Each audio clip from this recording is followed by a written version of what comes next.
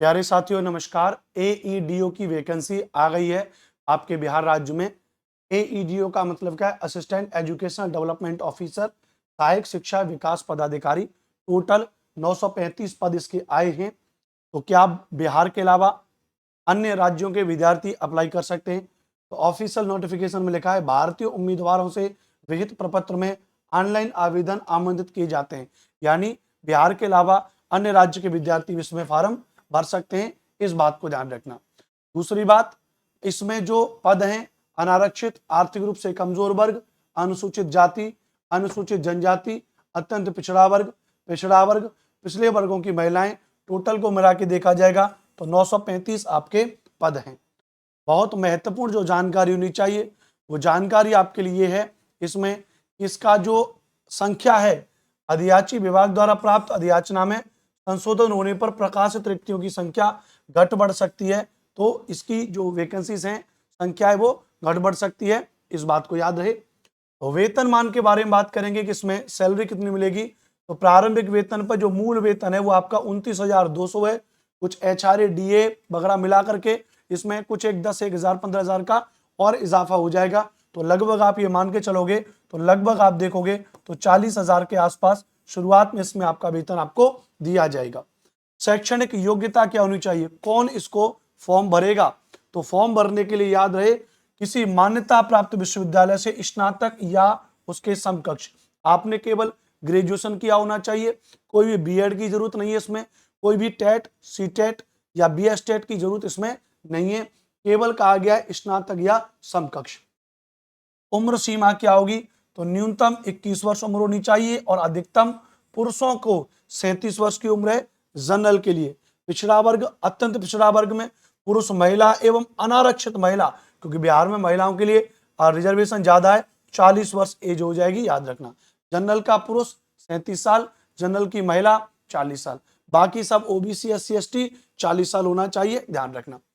उसमें अनुसूचित जाति, अनुसूचित जनजाति के अच्छा पुरुष और महिला को 42 वर्ष का है। मतलब ओबीसी के अलावा अगर आप देखोगे एससी और एसटी को 2 साल का और एज रिलैक्सेशन है, 42 वर्ष हो जाएगा, याद रखना। इसमें और कुछ अलग अलग तरीके से और रिजर्वेशन दे रखे हैं, वो आप प्रॉपर अपनी कैटेगरी के हिसाब से चीजों में आप देख लीजिएगा। उसमें बहुत बड़ा इतना बताने वाली बात नहीं है, वो तो आप इसको पढ़ सकते हो। अगला प्रश्न आपके दिमाग में आता है, किस भर्ती की चयन प्रक्रिया क्या है, कैसे इसमें चयन लिया जाएगा? तो विज्ञापित पदों के विरुद्ध नियुक्ति हेतु सुयोग्य उम्मीदवारों के चयन के लिए इसमें एक परीक्षा आपसे ली जाएगी, लिखित परीक्षा, वो भी वस्तुनिष्ठ एमसीक्यू बेस्ड आपकी एक परीक्षा ली जाएगी और उसके आधार पर आपका चयन होगा। इसमें साक्षात्कार नहीं लिया जाएगा, कोई भी इंटरव्यू आपका नहीं लिया जाएगा। कार्मिक एवं प्रशासनिक सुधार विभाग बिहार के संकल्प ज्ञापक संख्या इतने के आधार पर कहा गया है कि यदि कोई व्यक्ति जनरल कैटेगरी से सामान्य वर्ग का है तो उसको मिनिमम 40% अंक लाना पड़ेगा। पिछड़ा वर्ग से है तो उसको मिनिमम 36.5% अंक लाना पड़ेगा। अत्यंत पिछड़ा वर्ग का उम्मीदवार है तो मिनिमम 34% एवं अनुसूचित जनजाति महिलाएं तथा निःशक्त दिव्यांग उम्मीदवारों को 32% न्यूनतम अर्हतांक प्राप्त करना अनिवार्य होगा। कितने नंबर लाने चाहिए? तो जनरल वाले को 40% अंक चाहिए, ओबीसी वालों को 36.5% चाहिए और उनके अलावा जो अन्य पिछड़ा वर्ग में आते हैं उनको 34% चाहिए। उसके अलावा एससी, एसटी तथा महिलाओं के लिए 32% न्यूनतम अंक होने चाहिए। अगर से कम अंक हैं तो आप बाहर कर दिए जाओगे। अगला प्रश्न आपका आ रहा है कि जो लिखित परीक्षा होगी उसके विषय पत्र में इसकी प्रकृति क्या है, प्रश्नों की संख्या, परीक्षा की अवधि क्या होगी, ध्यान रखना। तो इस परीक्षा में अगर आप पेपर के पैटर्न को समझोगे तो पेपर का पैटर्न पहला है सामान्य भाषा, जनरल लैंग्वेज वाला। सामान्य हिंदी 30 नंबर की आएगी और सामान्य अंग्रेजी 30 नंबर की, सामान्य हिंदी आपकी 70 नंबर की। 100 नंबर का हिंदी और अंग्रेजी आएगी। जो वस्तुनिष्ठ होंगे, ऑब्जेक्टिव होंगे, जिसमें प्रश्नों की संख्या होगी 100, 2 घंटा की अवधि होगी और इसमें कहा गया है qualifying minimum 30% marks in both language. यानी ये केवल आपका क्या है, ये पेपर आपका जो सामान्य भाषा वाला आपका जो पेपर है यह केवल आपका कैसा हो जाएगा, क्वालिफाइंग हो जाएगा। केवल 30% अंक आपको इसमें लेकर के आने हैं। सामान्य अध्ययन की बात करेंगे इसमें तो ये वस्तुनिष्ठ हो जाएंगे, ये 100 नंबर के, 2 घंटे का समय होगा, 100 ही अंक होंगे, मतलब जीएस। और आपको पता है जीएस की तैयारी इस चैनल पर बेहतर तरीके से हम लोग करा रहे हैं। सामान्य योग्यता जनरल एप्टीट्यूड वस्तुनिष्ठ होगा, 100 अंक का होगा, 2 घंटे का समय होगा, 100 नंबर का होगा। तो 100 नंबर और 100 नंबर 200 नंबर का आपका पेपर होगा जिसमें आपकी मेरिट लगेगी, क्योंकि ये जो 100 नंबर का है यह केवल क्वालिफाइंग है, याद रखना भैया। अच्छा, महत्वपूर्ण बात यह है कि प्रत्येक प्रश्न के लिए 1 अंक निर्धारित है तथा प्रत्येक गलत उत्तर के लिए 1/3 की क्या हो जाएगी, नेगेटिव मार्किंग का प्रावधान हो जाएगा। क्या हो जाएगा, नेगेटिव मार्किंग का प्रावधान हो जाएगा।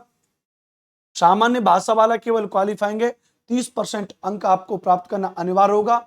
और इसमें कहा गया है न्यूनतम अंक प्राप्त होने पर ही अन्य पत्रों का मूल्यांकन किया जाएगा। सामान्य अंग्रेजी एवं सामान्य हिंदी के पत्र में न्यूनतम प्राप्तांक नहीं प्राप्त होने पर अभ्यर्थी पर विचार नहीं किया जाएगा। याद रखना, मतलब क्वालिफाइंग पेपर को पास करना है। आगे जो सबसे बवाल सवाल आपके मन में उठ रहा होगा वो उठ रहा होगा, अनुपम सर पाठ्यक्रम क्या है, सिलेबस क्या है। तो सिलेबस में सामान्य भाषा का सिलेबस तो आप अच्छे से जानते हो, हिंदी इंग्लिश का। तो सामान्य भाषा में हिंदी इंग्लिश का तो सिलेबस कोई दिक्कत नहीं है।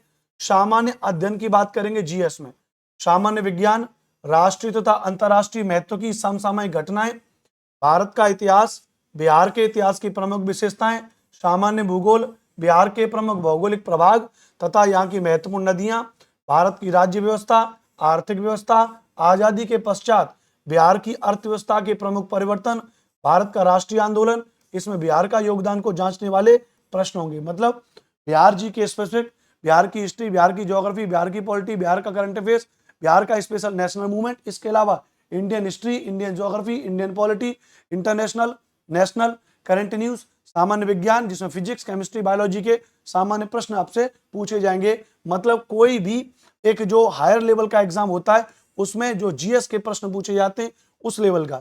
जैसे उत्तर प्रदेश में एक एग्जाम चल रहा है एलटी ग्रेड का एग्जाम, उत्तर प्रदेश में एक एग्जाम होता है जीआईसी, और आपके एईडीओ के जैसा ही एक होता है बीईओ उत्तर प्रदेश में, ब्लॉक एजुकेशन ऑफिसर, उसके जैसा ही आपका ये एग्जाम है। तो इनमें भी जीएस का सेगमेंट रहता है।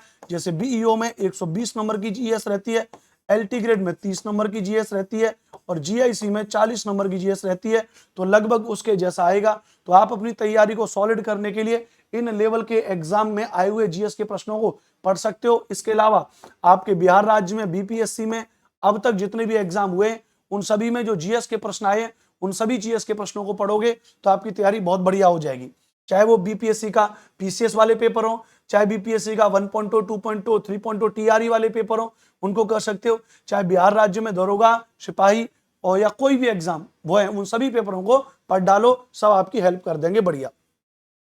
सामान्य योग्यता में आपके जनरल एप्टीट्यूड में संख्या पद्धति से संबंधित प्रश्न यानी गणित, और आपका थोड़ा बहुत उसमें रीजनिंग वाला सेगमेंट आ जाएगा।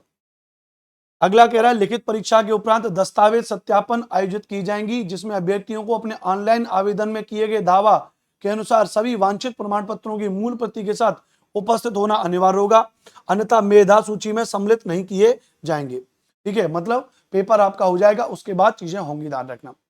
लिखित परीक्षा में प्राप्त अंकों के आधार पर ही आयोग अंतिम चयन हेतु मेधा सूची तैयार करेगा। कट ऑफ होगी भैया, कट ऑफ के बाद फिर आपका डॉक्यूमेंट वेरिफिकेशन हो जाएगा, और उसके बाद आपका क्या हो जाएगा भैया, आपका सिलेक्शन हो जाएगा। इस विज्ञापन के अंतर्गत लिखित परीक्षा हेतु पुनर्मूल्यांकन का प्रावधान नहीं है, यानी री एवेल्यूएशन नहीं होगा। आरक्षण राज्य सरकार के द्वारा दिया जाएगा, उसमें कोई दिक्कत वाली बात नहीं है। और जो आरक्षण लेगा उसको अपने सर्टिफिकेट जैसे आय प्रमाण पत्र, जाति प्रमाण पत्र, मूल निवास प्रमाण पत्र जैसी चीजों को बनवाना पड़ेगा, इसमें कोई भी दिक्कत वाली बात नहीं है। जो बिहार की महिलाएं उनको उस तरीके से अपना आरक्षण अगर आप ले रहे हैं तो उससे रिलेटेड सर्टिफिकेट आपको जमा करने पड़ेंगे। उसके लिए एक अलग से वीडियो बना दूंगा कि आरक्षण वाले के लिए कौन कौन सी जो है कि डॉक्यूमेंट जरूरत होंगे। आरक्षित में अगर आप बात करेंगे, आरक्षित कोटि, ऑनलाइन आवेदन में आरक्षित कोटि ये यहाँ पर दे रखे हैं। उसके अलावा ध्यान रखना, अब आपको पता है बिहार के राज्य के रहने वाले लोगों के लिए अतिरिक्त आरक्षण की बात यहाँ पर की गई है। तो कुल मिला के अगर आप देखोगे तो इसमें ये कुछ अत्यंत क्या हो जाएंगी, ये इसमें कुछ आपके में महत्वपूर्ण बात यहाँ पर हो जाएंगी। ठीक है, इसके अलावा भाई जब फॉर्म आप भरोगे तो आपके लिए जन्म प्रमाण पत्र को वेरीफाई करने के लिए हाई स्कूल की मार्कशीट होनी चाहिए, 12th होना चाहिए, ग्रेजुएशन होना चाहिए, उससे रिलेटेड सर्टिफिकेट आपको वहां पे जमा करने पड़ेंगे, और रिजर्वेशन से रिलेटेड डॉक्यूमेंट आपको ऑनलाइन अपलोड कराने पड़ेंगे। किसी भी कैटेगरी से अगर आप हैं तो आपको आरक्षण बिहार राज्य के द्वारा दिया जाएगा। उसके अलावा आपके फोटो वगैरह अलग करके आपका फॉर्म भर जाएगा। शुल्क कितना जमा होगा, तो शुल्क के मामले में अगर बात करेंगे तो प्रत्येक अभ्यर्थी को 100 रुपए परीक्षा शुल्क जमा किया जाना है ना। ये बात यहाँ पर क्लियर हो जाएगी, ठीक है। और उसके अलावा यहाँ पर आपके लिए ये हो जाएगा। हाँ, ऑनलाइन आवेदन प्रारंभ करने की तिथि कब है? 27/8/2025 है। ऑनलाइन आवेदन भरने की अंतिम तिथि 26/9/2025 है, यानी अभी 27 अगस्त है, जिस दिन मैं ये वीडियो बना रहा हूँ। आज 23 अगस्त है, 4 दिन के बाद 27 अगस्त से फॉर्म भरने लग जाएंगे और 26 सितंबर आपकी लास्ट डेट हो जाएगी। इस बात को ध्यान रखना। अभ्यर्थियों को आवेदन पत्र एवं संबंधित कागजातों की हार्ड कॉपी आयोग कार्यालय में भेजने की आवश्यकता नहीं है, मतलब ऑनलाइन ही आपको बस अपलोड कर देनी है, सेल्फ अटेस्टेड करके अपने साइन करते हुए। ध्यान रखना। कोई भी और अतिरिक्त जानकारी वैसे आपको जरूरत होगी नहीं, लेकिन फिर भी कोई भी जानकारी लेनी है तो www.bpsc.bihar.gov.in इनकी ऑफिशियल वेबसाइट है, उससे आप कर सकते हैं। ऑनलाइन आवेदन की क्रिया से पहले आपको ओटीआर कराना होगा। ओटीआर यानी वन टाइम रजिस्ट्रेशन हर जगह मैंडेटरी है, उत्तर प्रदेश हो या फिर आपका बिहार हो, हर जगह पर आपको ओटीआर कराना पड़ता है, यानी पहले आपको वन टाइम रजिस्ट्रेशन कराना पड़ता है, बार बार आपका रजिस्ट्रेशन नहीं होगा। ध्यान रखना भैया। ओटीआर अगर नहीं कराए तो ओटीआर करा लीजिएगा। ओटीआर के लिए सारी चीज यहाँ पर हो जाएंगी। उसके अलावा और बहुत ज्यादा ऐसी कोई खास चीज नहीं है जिसकी आपको जानकारी नहीं चाहिए। ये सब फॉर्म भरने से रिलेटेड चीजें दे रखी हैं, तो किसी भी आप साइबर कैफे वाले के पास जाओगे वो आपका फॉर्म इसमें भर देगा। ध्यान रखना। फॉर्म भरने के बाद जो आपको वो ऑनलाइन प्रिंट देगा उसको आप अपना सुरक्षित रख लीजिएगा, उसको आपको बाद में उसकी जरूरत पड़ जाएगी। तो बस ये आपके लिए सारी की सारी बातें मैंने आपको यहाँ पर बता दी हैं। जानकारी अगर आपको अच्छी लगी है तो आप हमारे इस चैनल को सब्सक्राइब कर लीजिएगा। बहुत बहुत धन्यवाद, बहुत बहुत शुक्रिया। मेरा नाम अनुपम भारद्वाज है और हम बहुत जल्दी एईडीओ के लिए क्लासेस अपने इस यूट्यूब चैनल पर शुरू करेंगे, तो आप हमारे साथ में बने रहें। Take care, love you all. जानकारी अच्छी लगी है कमेंट बॉक्स में कमेंट जरूर करना और क्लासेस को लेकर के कमेंट जरूर करना। हमारी टीम आपके लिए क्लासेस बहुत जल्दी शुरू कर देगी। पढ़ते रहिए, मुस्कुराते रहिए। जय हिंद, वंदे मातरम।